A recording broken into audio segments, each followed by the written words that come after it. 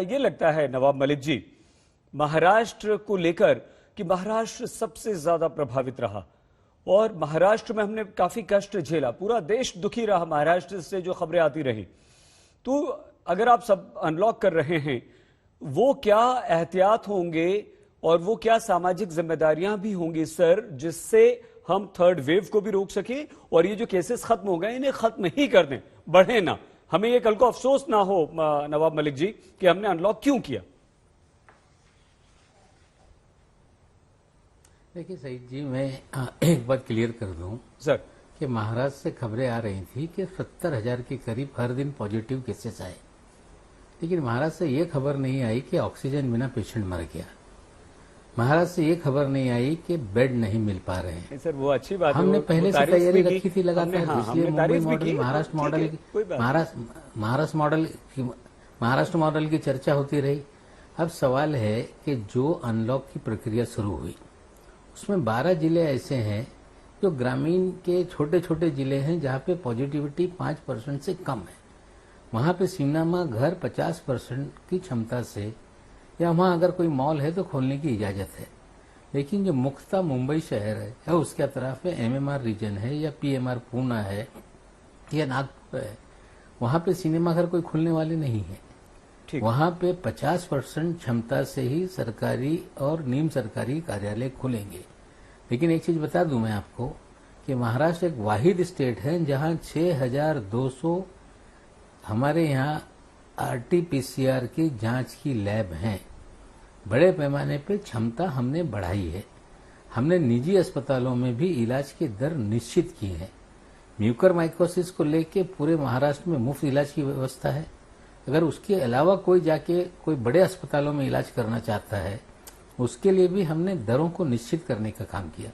तो पूरी तरह से तैयारी है। जिस तरह से मैंने पहले आपको बताया था कि ओपन अप तो हो रहा है, लेकिन जिला अधिकारियों को निर्देश दिए गए हैं कि आपको जो टेस्टिंग है उसको बड़े पैमाने पे बढ़ाना पड़ेगा। जैसे मैं आपको बता दूं, मेरे पास 2 जिले का प्रभार है जी। गोंदिया हमारा एक जिला है जी, जहाँ 0.34% पॉजिटिविटी है, कभी 17-18 आ रही है।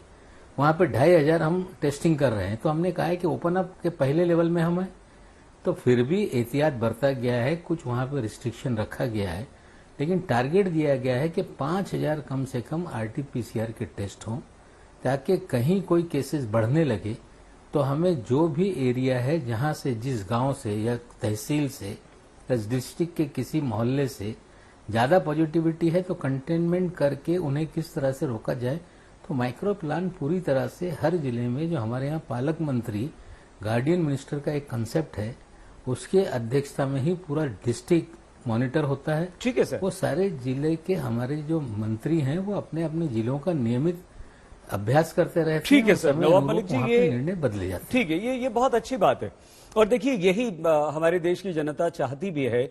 और जब हम आप लोगों से, मंत्रीगण से इस तरह की बात सुनते हैं, जिस तरह से विश्वास जी ने एक लंबा चौड़ा प्लान आपके हमारे सामने रखा, आपने बताया, सिंहदेव जी बता रहे हैं, तो बड़ी खुशी होती पूरे देश में। और देश की जनता यही तो चाहती है। और अगर यही हो जाए तो फिर कष्ट ही क्या है। टीएस सिंहदेव जी, आपका फ्यूचर प्लान सर। सिंहदेव जी से हमारा संपर्क टूट गया है।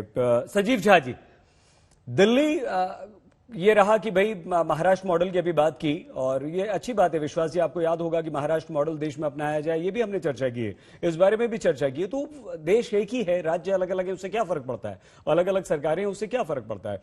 सजीव जी, आपको लगता है कि भविष्य में, क्योंकि दिल्ली भी बहुत ज्यादा प्रभावित रहा है और दूसरी लहर में भी एक समय ऐसा आया था जब दिल्ली में अचानक से केसेस बढ़ गए थे, वो पूरे देश को दिल्ली ने डरा दिया था, ऐसा ना हो, सबसे ज्यादा ऑक्सीजन की कमी दिल्ली में रही, ऐसे ऑक्सीजन की कमी से लोग दिल्ली में जिनकी मौत हुई, पूरा देश कांप उठा, ऐसा कोई संकट ना आ जाए, उसके लिए आपकी तैयारी?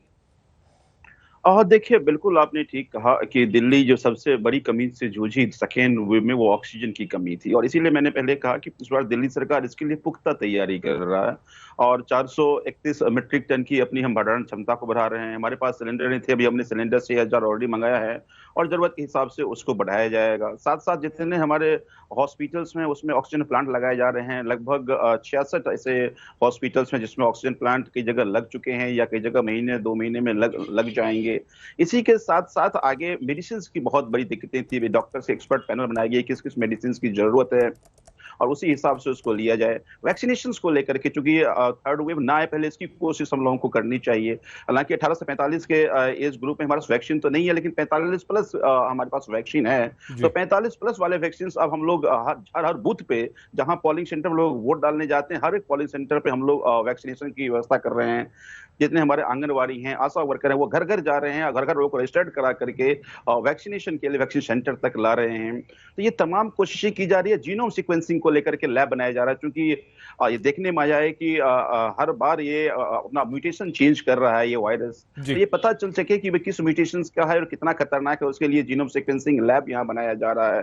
साथ साथ मैंने पहले कहा कि एक विशेषज्ञ समिति जिसकी अध्यक्षता मुख्यमंत्री जी खुद कर रहे हैं, उनकी अध्यक्षता में तमाम जो लॉजिस्टिक्स की रिक्वायरमेंट है उसकी लिस्ट बनाई जा रही है, उसी हिसाब से लॉजिस्टिक्स को इकट्ठा किया जा रहा है। थर्ड वेव पीरियड ऐसा लग रहा है कि बच्चों पे ज्यादा आसार है कि पॉजिटिव होंगे, ऐसे कई सारे एक्सपर्ट कह रहे हैं। तो उसके लिए पीडियाट्रिक्स की एक टीम बनाई गई है, उसमें क्या क्या जरूरतें हैं, उसके वेंटिलेटर्स किस तरह का होगा, क्या क्या जरूरतें हॉस्पिटल्स में होगी, वो तमाम चीजों की लॉजिस्टिक रिक्वायरमेंट को पूरा किया जा रहा है। तो हमारी पूरी कोशिश है कि जो भी सेकेंड वेव में कुछ कमियां रह गई हैं वो कमियां ना हो। थर्ड वेव वैसे तो भगवान करे कि ना आए, लेकिन आए तो हम उसकी पूरी तैयारी के साथ डील करें।